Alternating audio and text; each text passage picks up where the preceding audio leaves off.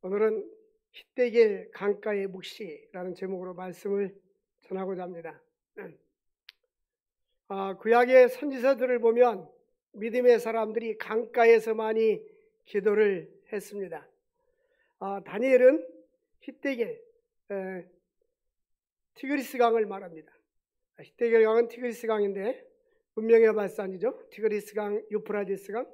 이 티그리스 강가에서 나라 민족을 위해서 3주 동안 금식을 하면서 하나님께 기도를 했습니다. 다니엘은 탁월한 지도력과 또 지혜와 총명이 있었습니다. 다니엘이 그와 같이 지혜와 총명을 얻은 비결은 바로 기도의 힘이었습니다. 우리 다니엘서를 기록한 다니엘은 원래 남유다 왕국의 사람이었습니다. 그가 청년 시절에 이제 바벨론에 의해서 느부갓네살 왕에 의해서 1차, 2차, 3차, 4차 포로로 잡혀갈 때에 제일 먼저 1차 포로를 잡혀갈 때에 다니엘이 포함되어 있습니다. 1차 포로를 잡혀갈 때 귀족들과 지식인들을 많이 잡아갔습니다. 그래서 다니엘은 느부갓네살 왕궁에 가서 느부갓네살 왕이 명령을 내렸습니다. 이제 바벨론에 포로 잡혀온 유다 사람들 가운데에 귀족들, 또 왕의 자녀들, 또한 지식 있는 사람들을 따로 모아라. 그래서 그들을 왕궁으로 데려다가 특별 교육을 시켰는데 그 중에 한 사람이 바로 다니엘이었습니다. 다니엘서 1장에 보니까 다니엘은 하나님께서 지혜와 총명을 심히 많이 주시고 또 환상과 몽조와 이상을 깨달아 알더라. 다니엘이 바벨론으로 포로를 잡혀갔을 때에 보통 한 17살의 젊은 청년 시절이었습니다. 오늘 다니엘서 10장은 이제 다니엘이 히데겔 강가에서 기도하는 장면인데 지금 이 다니엘서 10장의 배경은 신학자들의 말에 의하면 주로 80대 후반 아니면 90세 정도 되었을 것으로 보고 있습니다. 하나님은 나라와 인간의 모든 것을 주관하시고 역사하시고 통치하시는 것입니다. 다니엘은 젊은 시절부터 노년 시절까지 한결같이 변함없는 사람이었습니다. 그의 변함없는 신앙은 하나님을 경외하는 신앙이었어요. 그리고 기도하는 사람이었습니다. 다니엘은 주전 536년 바사왕 고레스 3년에 다니엘이 3주간 동안 히데겔 강가에서 티그리스 강 강가에서 금식하는 장면을 보여주고 있습니다. 다니엘은 이방 나라에 포로 잡혀가 가지고 왕조가 계속 바뀌었는데도 불구하고 그럼에도 불구하고 워낙 탁월하고 또 지도력이 있고 국사를 잘 알고 있기 때문에 그런 나라의 지도자로 계속 인정을 받았습니다. 그래서 이방 나라에 가서 각도를 다스리는 그러한 위치에 있었습니다. 그래서 연대를 볼 때에 이제 다니엘이 히데겔 강가에서 기도할 때는 17세 소년으로 가가지고 70년이라는 세월이 흘렀어요. 이제 바벨론이 바사 나라의 왕에 의해서 고레스에 의해서 이제 점령을 당하고 고레스가 해방을 시켜줍니다. 우리나라가 1945년 8월 15일 날 해방이 되듯이 2차 세계대전 때 미국이 원자폭탄을 일본에 떨어뜨리고 일본이 항복함으로 우리나라가 해방된 것처럼 고레스 왕에 의해서 바벨론이 이제 점령을 당하고 고레스 왕이 해방을 시키는 것입니다. 그것이 바로 주전 538년인데 고레스 왕의 칙령에 의해서 이스라엘 백성들이 1차 포로 귀환합니다. 모국으로 다시 돌아옵니다. 돌아오는데 5만 명 정도 돌아오고 1차는 많은 사람들이 귀환하지 않았습니다. 그런데 하나님께서 이제 그가 다니엘에게 금식 기도하는데 환상을 보여주시고 계시를 보여주었습니다. 다니엘이 세일의 기도를 어떻게 했냐면 2절에 보니까 슬퍼하면서 기도했습니다.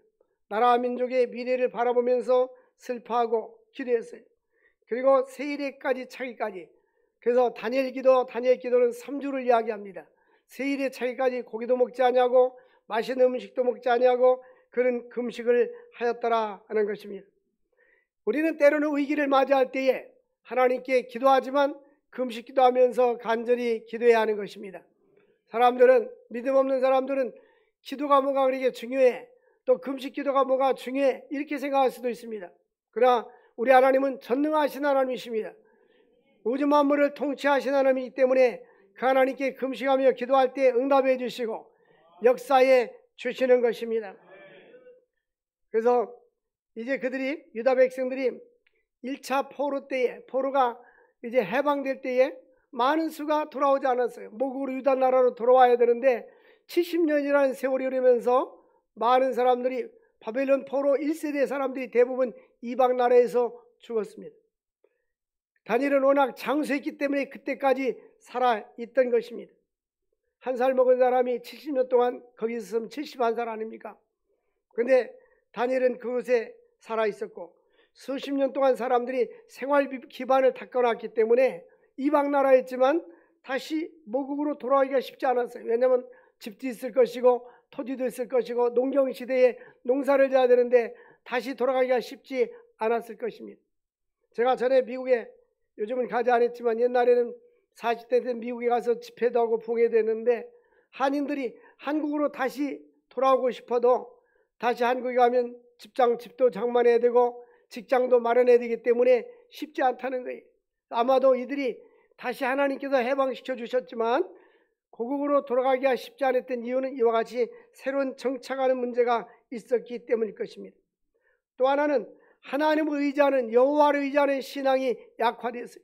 조상들은 하나님을 잘 믿었었는데 이방 나라에서 오랜 세월이 흐르는 동안 하나님께 예배드리지도 아니하고 성전도 없었고, 그렇기 때문에 신앙이 다 까먹었단 말이에요. 그러다 보니까 하나님을 의지하고 믿음으로 살아야 되는데 그들은 믿음으로 살지 아니하고 현실에 안주했던 것입니다. 이러한 상황을 바라보면서 다니엘은 기도를 한 것입니다. 하나님께 나라와 민족을 해서 금식하며 기도했습니다. 젊은 청년 시절부터 인생의 노년에 이르기까지 하나님을 의지했던 다니엘, 그는 한마디로 말하면 기도의 사람이었습니다. 그는 정치인이었어요. 뿐만 아니라 선지자였습니다. 다니엘은 말년에도 기도 생활로 그의 사역을 이어갔습니다. 연세가 많이 드신 분들은 직장도 안 다니고 하니까 시간이 많지 않습니까? 기도할 수 있기를 원합니다. 그러면 젊은 사람은 기도 안 해도 됩니까? 젊어도 기도해야 됩니다. 짐 그레이의 이런 이야기를, 잠자는 거인을 깨워라. 우리 옆 사람하고 인사 나눕시다. 잠자는 거인을 깨웁시다. 이 말이 무슨 말이냐면, 기도하는 사람은 거인입니다. 그런데 기도하지 않은 사람은 잠자는 사람이요, 기도하는 하나님께서 놀랍게 있을 수 있다는 말이에요. 그러므로 잠자는, 나의 내면 속에 있는 잠자는 거인을 깨우시고 기도할 수 있기를 바랍니다. 기도하는 응답해 주시고 꿈이 생기고 비전이 생기고 미래가 기대가 됩니다. 우리 하나님께서 어떻게 역사하실까? 네? 어떻게 역사하실까? 기도하는 사람들은 하나님이 역사하실 일에 대해서 기대가 되어지는 것입니다. 다니엘서 6장 10절에 보니까 다니엘은 뜻을 정하여 예루살렘을 향하여 전에 행하던 대로 하루 3번씩 무릎 꿇고 기도했더라. 중요한 것은 전에 행하던 대로, 다니엘은 전에 행하던 대로 늘 기도하던 사람이죠. 이 기도문에 대해서 이 배경은 뭐냐면, 다리오 왕 때에 다니엘은 국정을 맡아 일하는, 지금으로 말하는 국무총리의 위치에 있었습니다. 그런데 참속군들이, 저 이방 나라에서 온 사람이 이와 같이 왕의 총애를 받고 인정을 받으니까 어떻게 하면 이 사람을 갖다가 이제 몰락시킬 수 있을까 생각하고 계획을 짰어요. 그래서 다른 신을 섬기고 왕을 섬기거나 왕을 숭상을 하지 아니하고 이제 다른 것을 섬기는 사람은 사자굴 속에 집어넣기로 했습니다. 그런데 왕이 그것을, 다리오 왕은 그것을 모르고 사인을 했어요. 근데 보니까 어느 날 보니까 다니엘이 창문을 열어놓고 예루살렘을 향하여 기도하고 있었습니다. 저는 이렇게 생각할 수 있어요. 사람들이 들키지 않게 창문을 닫고 기도할 수도 있잖아요. 창문을 닫고 기도하면 하나님께 기도하는지 아닌지 모를 수 있잖아요. 그런데 다니엘은 용감하게 창문을 예루살렘을 향하여 열어놓고 절에 행하던 대로 하루 3번씩 기도했다. 이것은 다니엘은 뭡니까? 하나님을 100% 의지했기 때문인 것입니다. 하나님을 전능하신 하나님을 의지했기 때문에 전해간 대로 담대하게 기도했던 거예요. 결국은 다니엘이 이제 당국에 고발이 되어서 사자굴 속에 들어가게 됩니다. 다리오 왕이 그를 불렀습니다. 다니엘아, 지금이라도 네가 여호와 하나님을 섬기지 아니하고 왕을 섬기고 왕의 신상을 섬기고, 그러게 하면 너를 살려주고, 그렇지 않으면 너는 사자굴 속에 집어넣겠다. 그때에 다니엘은 거기에 대해서 말할 필요가 없었습니다. 그리고 다니엘의 세 친구는 풀무불 속에 들어갔는데 다니엘은 사자굴 속에 들어갑니다. 왕이여, 여기에 대해서는 우리가 말할 필요가 없습니다. 신앙에 대해서는 타협하지 않았습니다. 할렐루야. 그래서 다니엘을 갖다가 사자굴 속에 집어 던졌어요. 그런데 밤새도록 있다가 이른 새벽에 다리오 왕이 사자굴 앞으로 갔습니다. 그런데 다니엘이 안 죽기를 다리오 왕은 바랬어요.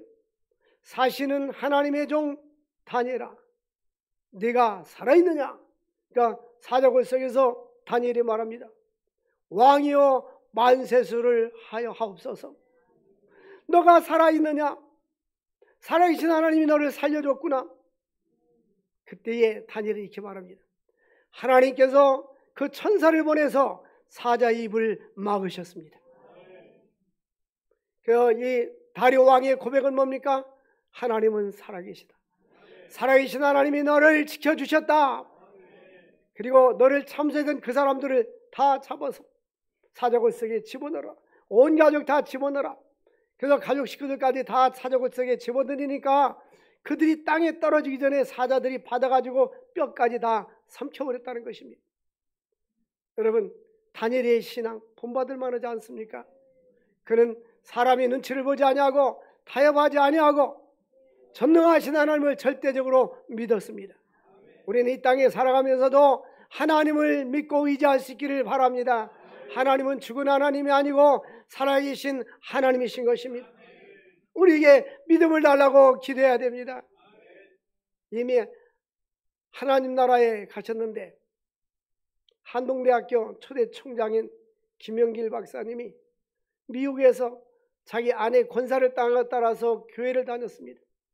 신앙이 없었어요. 근데 교회를 갔더니 요한복음 2장, 요한복음 6장을 설교를 하더랍니다. 요한복음 2장은 물이 변하여 뭐가 되었다? 포도주가 되었다. 그래서 자기는 어떻게 포도를 담그지 않고 내가 과학자인데 물이 변하여 포도주가 될 수가 있는가? 이건 이해가 안 된다. 그 다음 주에 갔더니 또 보리떡 5개로 물고기 2마리를 가지고 그것도 먹고 남았다는 것이 아니라 5,000명이 먹고도 12광주리가 남았다. 이게 수학적으로 계산이 안 나오더라는 거예요. 처음에는 이 과학자인 자기는 믿을 수가 없더라는 거예요.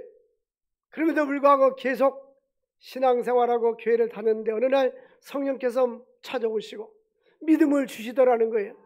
신앙은 인간의 이성과 지성으로 되는 것이 아니라 하나님께서 우리에게 은혜를 주시고 변화를 주시고 거듭남을 주셔야 되는 것입니다. 그래야 하나님 나라가 믿어지고 예수님이 믿어지고 천국이 믿어지는 거예요. 휘틀이라는 사람은 하나님께 감사했어요. 아, 하나님의 은혜로 이 쓸데없는 자 왜 나를 구원해 줬는지 나는 알 수 없도다.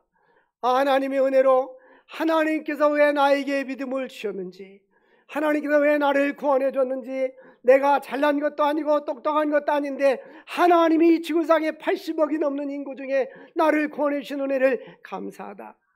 여러분, 우리는 구원받은 은혜 감사할 수 있기를 바랍니다. 너희가 온 천하를 얻고도 네 생명을 잃으면 너에게 무엇이 유익하냐? 아무리 많은 것을 소유했다 할지라도 우리가 이 세상을 떠나버리면 아무 유익이 없는 것입니다. 다니엘은 하나님을 만났고 여호와를 의지하는 유일신 하나님을 믿는 신앙이 그에게 있었습니다. 여호와를 경외하는 것이 지식의 근본인 것입니다. 하나님을 경외하고 믿음으로 살아갈 수 있기를 주의 이름으로 축원합니다. 이제 그들이 바벨론에서 돌아와 가지고 성전을 재건하기 시작합니다. 이제 우리는 지금 한국에 얼마나 교회가 많아요. 한국에 5만 개 이상의 교회가 있어요. 인도에 가보면 마을마다 힌두교 사원이 있어요. 지난번에 인도에서 오신 목사님이 그랬잖아요. 인도에 가면은 여기도 힌두 사원, 저기도 힌두 사원, 마을마다 힌두교 사원이 있어요. 근데 우리 한국에는 마을마다 있는 게 아니라 어떤 교회는 건물마다 있어요. 건물마다. 예? 어떤 목사님이 기도원에서 설교하는데, 개척교회 하는데, 이 상가교회 때 이 칸막이로 앞교회가 있고 옆에 칸막이 있고 옆교회가 붙어 있었대요. 근데 자기가 전도했는데 보니까 올 시간인데 안 와서 보니까 그쪽 교회가 있어. 이리 나오라고 그랬대요. 이렇게 한국의 교회가 많은 거예요. 어떤 사람은 우리도 보니까 옆에가 교회가 있잖아요. 어떤 사람은 우리 교회 오면 처음에 하는 이야기가 옆에가 교회가 있네요. 제가 술집 있는 것보다 낫죠. 전에는 그래서 제가 여기 절이었었잖아요. 우리가 샀어요. 그래가지고 옆 교회 목사님한테 제가 찾아갔어요. 제가 이제 이거를 계약을 했습니다. 살 겁니다. 근데 어떻게 생각하세요? 그러니까 잘 됐습니다. 2단한테 팔릴까봐 걱정했는데 2단한테 팔리지 않고 1단한테 팔려서 감사합니다. 그 스님이 이걸 계약을 했잖아요. 그래서 옛날 30여 년 전에 이쪽 지역은 다 논이었어요. 거의 논이었어요. 그리고 논이었는데 여기 그때만 해도 그 밭에 비닐하우스가 있었잖아요. 비닐하우스에서 살고 퇴거하면 이 아파트 입주권을 주고 교회들도 십자가만 걸면 종교부지를 줬어요. 그래가지고 그 당시에 기독교연합회에서 종교부지를 달라니까 여기 주공에서 다 드리겠습니다. 그리고 원래 한 300평 정도는 돼야 되는데 300평을 이렇게 두부 잘라가지고 이 광명시 쪽 철산리 한동 이쪽에는요 교회가 이렇게 많이 마주보고 있거나 붙어 있거나 옆에 있거나 이렇게 돼 있어요. 그 컨셉이 그런 거예요. 옆에도 교회 있네 그러지 말고 옆에 교회 있어서 감사하네. 지금 바로 옆에는 단란주점이 있어요. 교회 아니면 단란주점인데 어찌 매일마다 와서 담배 피고 그런데 우리 권사님이 매일 새벽마다 이렇게 그 청소를 해요. 그래서 하나님이 권사님 축복받으라고 할 일을 주시는 거예요. 이사 가라고 기대. 어쨌든 그래가지고 이 절간이 변해서 온 거예요. 얘기가 나왔으니까. 근데 그 스님이 저하고 계약할 때 뭐라고 하냐면 부흥돼가지고 옆교회 사라고 하더라고요. 그래서 제가 갔어요. 그 목사님 또 만났어요. 만나가지고 우리 교회를 산 가격에 그대로 줄 테니까 당신네 교회에서 사세요. 아니면 당신네 교회를 우리가 원하는 대로 돈 줄 테니까 파세요.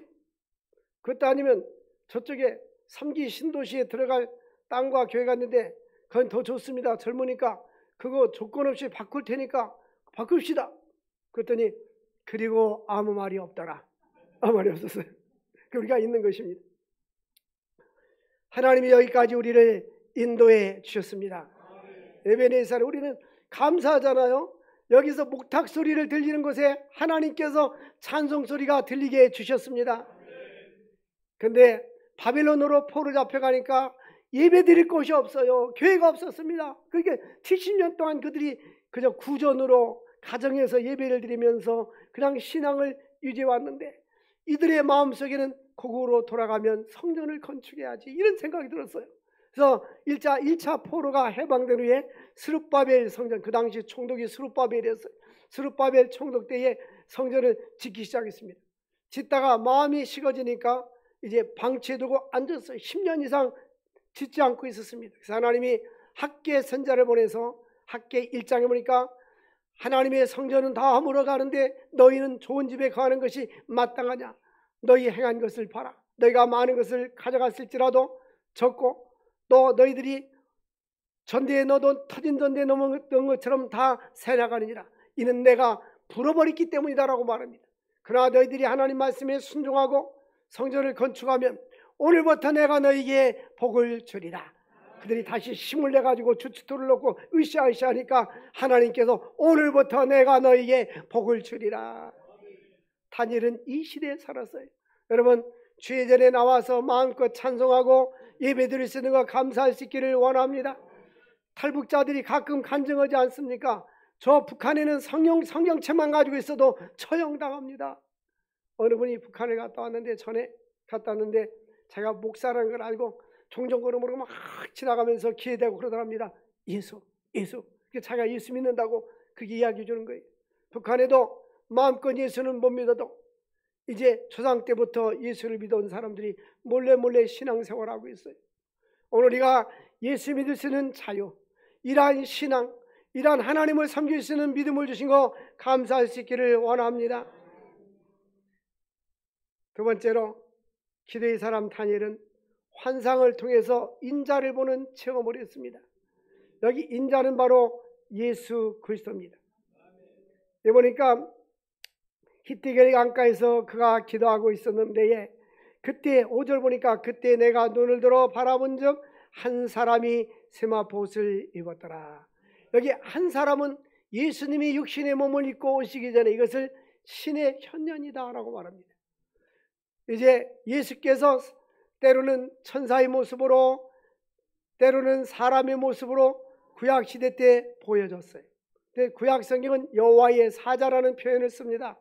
이제 금식하고 기도하고 있는데 그때 눈을 들어 보니까 한 사람이 세마포옷을 입었더라. 이 세마포는 구약시대 때에 제장들이 입는 옷이었습니다.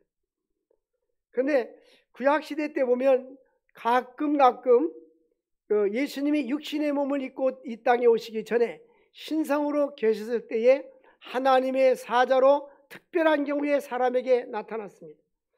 삼손의 아버지가 마노아였는데 삼손의 어머니 마노아의 아내에게 나타났어요. 삼손의 어머니가 자녀를 낳지 못할 때에 나타나서 하나님께서 자녀를 낳을 것을 말씀했어요.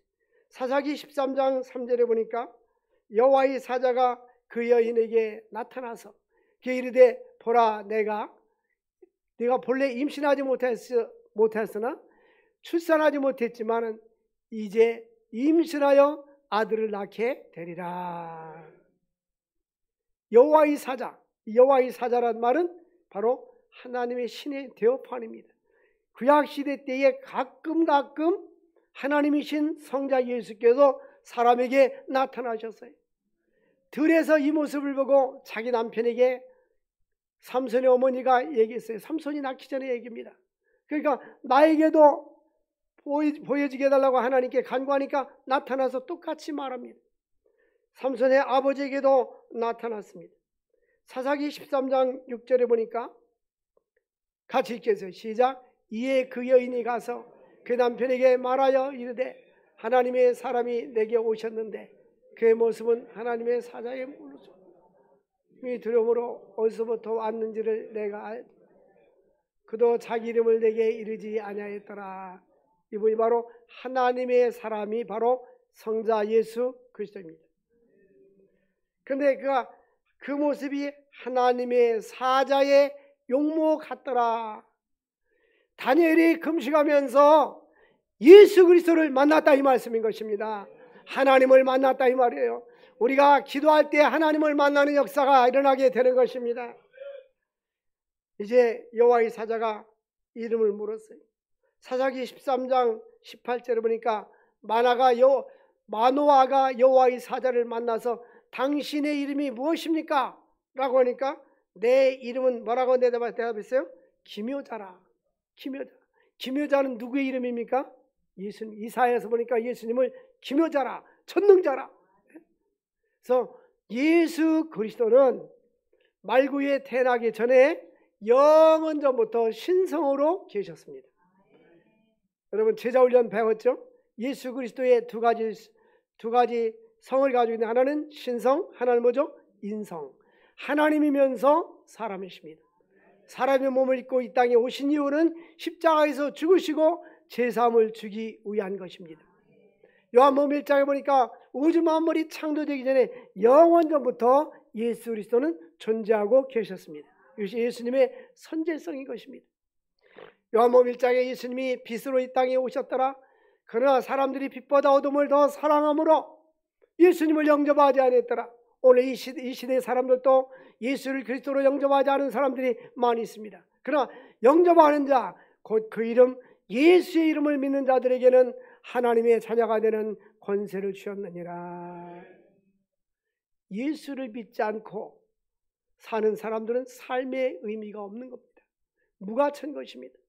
결국 우리 인생은 죽음의 길을 가게 됐는데 예수를 구주로 영접한 사람들은 죽은 후에 영원한 천국에 입성하게 되는 것입니다. 주님이 재림하는 그날에 부활돼서 새하늘과 새 땅에서 영원히 살게 될 줄 믿으시기를 바랍니다. 여러분, 예수 믿는 사람이 천국이 없고 지옥이 없다면 불쌍한 거예요. 고린도서 15장에 보니까 예수를 믿는 사람들 가운데 부활이 없다면 소망이 없다는 것입니다. 우리가 예수 믿는 이유는 부활이 있기 때문인 것입니다. 육신의 부활, 예수님처럼 부활하고 영생복락을 누리게 되는 것입니다. 믿지 않는 자들은 영원한 지옥 형벌을 받게 되는 것입니다.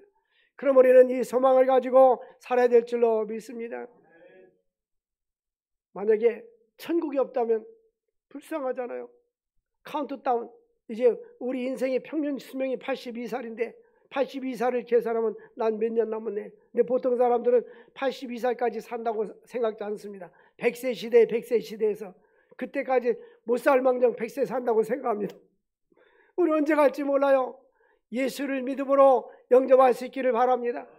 주 예수를 믿으라. 그리하면 너와 네 집이 구원 얻으리라. 우리 가족에 아직도 예수 믿지 않는 사람이 있으면 전도해야 됩니다. 복음을 증거해서 다 예수 믿고 천국 백성 될 수 있기를 바랍니다. 주일학교 어린이 찬양 보면 함께 갑시다 내 아버지 집, 함께 갑시다 내 아버지 집. 여러분, 남편을 전도할 수 있기 바랍니다. 어떤 분이 그러더래요. 맨날 혼자만 다니니까 여보 나 교회 가면 안 돼? 아 가면 되지. 그 소리 하기 전에 함께 주님 앞에 인도할 수 있기를 바랍니다. 할렐루야. 그래서 여호와의 사자가 때로는 구약시대 때 아브라함에게도 나타났습니다. 아브라함이 이삭을 이제 제단의 모리아산에 바치고 칼로 잡아서 번제를 드려야 할 때에 아브라함아 아브라함아 너는 아무 일도 하지 말아라. 창세기 18장 2절 보면 18장 1절을 보면 여호와께서 아브라함에게 나타났다.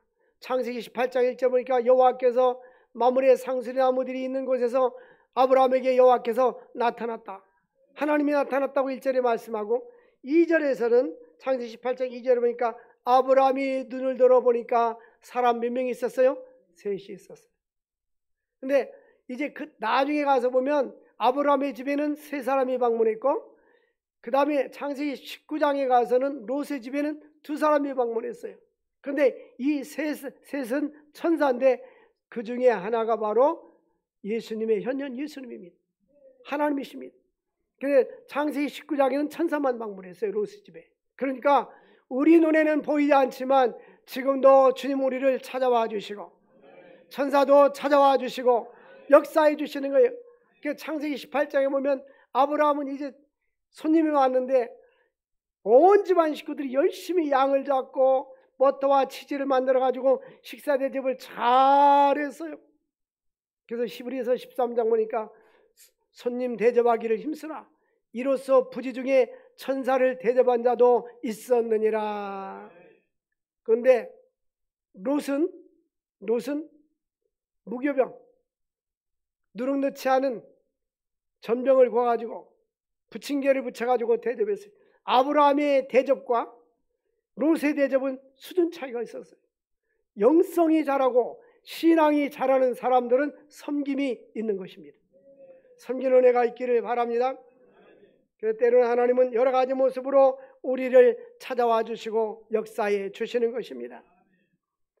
느부갓네살 왕이 다니엘의 세 친구를 갖다가 너가 하나님을 섬기고 왕의 신상 앞에 절하지 않으면, 지금은 이제 사자굴 속에 들어간 사람은 다니엘의 세 친구는 풀무불 속에 들어갑니다. 그들은 이렇게 말합니다. 왕이여, 우리가 여기 대해서 말할 필요가 없습니다. 하나님께서 우리를 풀무불 속에서 건져 주실 것입니다. 그러나 그리 아니하신다 할지라도 우리는 신상 앞에 절하지 않겠습니다. 그들을 풀무불 속에 집어던졌어요. 느부갓네살 왕이 뭐라고 말하냐면 다니엘을 3장 25절에 보니까 세 사람을 불구덩이에 집어던졌는데 같이 읽어볼까요? 시작. 왕이 또 말하여 이르되 내가 보니 결박되지 아니한 네 사람이 불 가운데로 다니는데 상하지도 아니하였고. 아멘. 이 글씨 내리지 마세요. 보니까 느부갓네살 왕이 다니엘의 세 친구를 왕을 숭배하지 않는다고, 황제 숭배하지 않는다고 이 풀무불 속에 집어던졌어요. 평상보다 10배나 뜨겁게 집어던졌어요. 그런데 묶어서 던졌는데 그들이 결박되지 아니한 채로 돌아다니고 있었습니다. 그런데 그 중에 세 사람을 집어넣는데 몇 사람이요? 네 사람입니다. 네 사람인데 네 번째가 누구냐? 그 모양이 누구의 아들? 신의 아들. 이것이 바로 데오파니, 신의 현년. 예수님이 이 땅에 오시기 전에 성자이신 그분이 그곳에 계셨습니다. 여러분, 우리들이 믿음으로 살 때에 환난을 당하고 위기를 당할 때도 주님이 찾아와 주시고 함께 동행해 주시는 것입니다. 그런데요, 이들을 풀무불에서 건졌더니 머리털 하나도 상하지 아니했고 그런 냄새도 없었더라. 믿음으로 사는 사람들은 하나님이 지켜주시고 보호해 주시는 것입니다. 이런 믿음을 가지고 살아갈 수 있기를 바랍니다. 그리고 다니엘은 기도하면서 예수 그리스도를 보게 되었고 예수 그리스도를 만나게 되었고 다니엘의 세 친구는 위기 속에서도 주님과 함께 동행해 주었습니다. 간데마다 보호하며 지켜주시기를 바라네. 신앙을 가지면 얼마나 마음이 든든한지 몰라요. 예? 두려울 것이 없잖아요. 예? 태산을 넘어 험곡에 가도 두려울 거 하나도 없어요. 왜? 하나님이 함께 계시니까. 여호와는 나의 목자시니 내가 부족함이 없으리로다. 다윗의 고백 아닙니까? 천만이 나를 둘러진친다 할지라도 나는 두려워하지 아니하겠노라. 하나님께서 기도의 사람 다니엘에게 은총을 베풀어 주었습니다. 그런데 이 7절에 보니까 다니엘이 환상을 본 나 다니엘이 홀로 보았고 나와 함께한 사람들이 환상을 보지 못해. 똑같이 환상이 쫙 펼쳐지는데 아무도 보여지지 않았는데 다니엘의 눈에는 환상이 보였습니다. 예수 그리스도에 대한 환상을 보게 되었습니다. 그 떨면서 다른 사람들은 도망했습니다. 그런데 8절에 보니까 그때 환상을 보았을 때 내 몸에 힘이 다 빠졌고 나의 아름다운 빛이 변하여 썩은 듯 하였고 나의 힘이 다 없어졌더라. 이제 힘이 쭉 빠져 있었어요. 그런데 주님께서 9절 보니까 음성을 들었는데 그 음성은 들을 때 내 얼굴을 땅에 대고 깊이 잠들었느니라. 지금 환상을 보고 나서 힘이 빠져서 잠들어 버렸어요. 여호와께서는 사랑하는 자에게 뭐를 주시는도다? 시편 127편 보면 사랑하는 자들에게 잠을 주셔요. 하나님께서 잠을 자는 축복이 있기를 바랍니다. 그런데 아무 때나 잠을 자는 것은 안 되는 거예요. 예배 시간에 잠자지 말고 하나님 은혜 가운데 사랑하는 자의 축복을 누릴 수 있기를 바랍니다. 근데 잠들었어요. 근데 10절에 보니까 한 손이 있어 나를 어루만지기로. 근데 이제 잠들었는데 힘이 다 빠져가지고 지쳐있는데 한 손이 어루만집니다. 이 한 손은 예수님의 손이 아니라 부활하신 가브리엘 천사의 손이었어요. 가브리엘 천사가 그를 어루만져 줍니다. 내가 떨었는데 이제 무릎과 손을 바닥에 일으켜서 땅에 닿게 했어요. 그 기마 자세로 이게 힘이 다 지쳐가지고 잠들어 있는데 잡아 일으켜 주었습니다. 여러분, 힘들고 지쳐 있을 때에 주님은 찾아와 주시고 위로해 주시고 힘을 주시는 것입니다. 힘들고 지쳐 낭망하고 넘어져. 우리가 힘들고 지쳐 낭망하고 넘어질 때도 하나님을 의지하게 되면 우리 주님이 일으켜 세워주시는 것입니다. 11절 보니까 그 천사가 이렇게 말합니다. 큰 은총을 받은 사람 다니엘아. 사랑하는 성도 여러분들, 여러분들은 큰 은총을 받았습니다. 여러분 큰 은총을 받은 다니엘아, 이 다니엘 사이에 여러분 이름이 넣을 수 있기를 바랍니다. 큰 은총을 받은 송영식 목사야, 큰 은총을 받은 누구누구 장로 권사야, 우리는 하나님 앞에 큰 은총을 받았습니다. 내가 네게 이런 말을 깨닫고 일어서라. 여러분, 침체되지 말고 낙심하지 말고 일어설 수 있기를 바랍니다.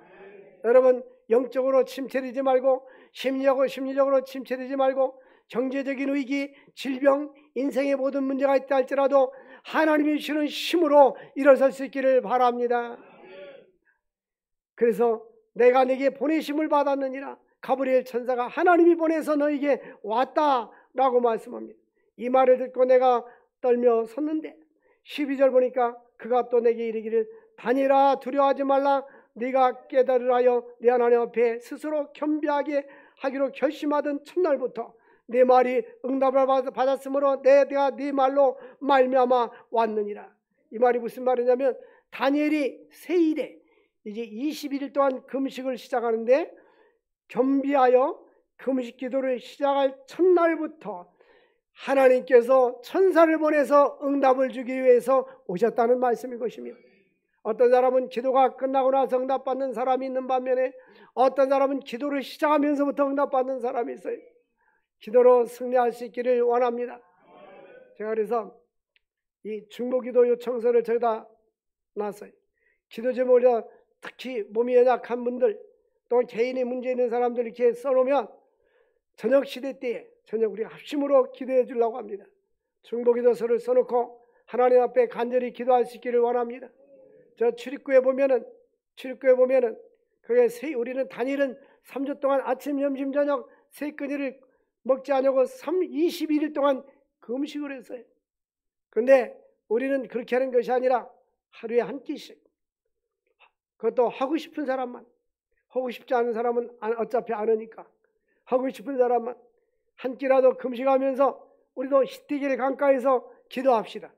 하나님 앞에 기도하면서 우리 인생의 문제를 위해서 기도하고 질병의 문제를 위해서 기도하고 교회를 위해서 기도하고 나라 민족을 위해서 기도하고 북한 농포를 위해서 기도하고 우크라이나와 러시아 전쟁이 종식될 수 있도록 기도할 수 있기를 원합니다. 할렐루야. 우리는 기도할 사명이 있는 것입니다. 하나님께서 19절 말씀을 같이 읽겠습니다. 다니엘서 10장 19절 시작. 이르되 큰 은총을 받은 사람이여 두려워하지 말라. 평안하라. 강건하라. 강건하라. 아멘. 여기까지. 큰 은총을 받은 사람이여 두려워하지 마라. 평안하라. 강건하라. 강건하라. 우리는 하나님의 은총을 받은 사람입니다. 두려워하지 마시기를 바랍니다. 평안하시기를 바랍니다. 담대할 수 있기를 바랍니다. 예수의 이름으로 일어설 수 있기를 주의 이름으로 축원을 드립니다. 기도하겠습니다. 하나님 아버지 감사합니다. 국가적으로 위기를 당했을 때 다니엘은 나라와 민족을 위해서 금식하며 기도했습니다. 우리도 나라와 민족을 위해서 기도하게 하시고 저 북한 동포에서 기도하게 하시고 러시아와 우크라이나 전쟁이 종식될 수 있도록 기도하게 하여 주옵소서. 저희 땅에 평화를 주시옵소서. 예수를 모르는 자들에게 예수를 구원자로 믿게 하시고 믿음으로 승리하는 삶을 살게 하여 주시옵소서. 예수님의 이름으로 기도합나이다. 아멘.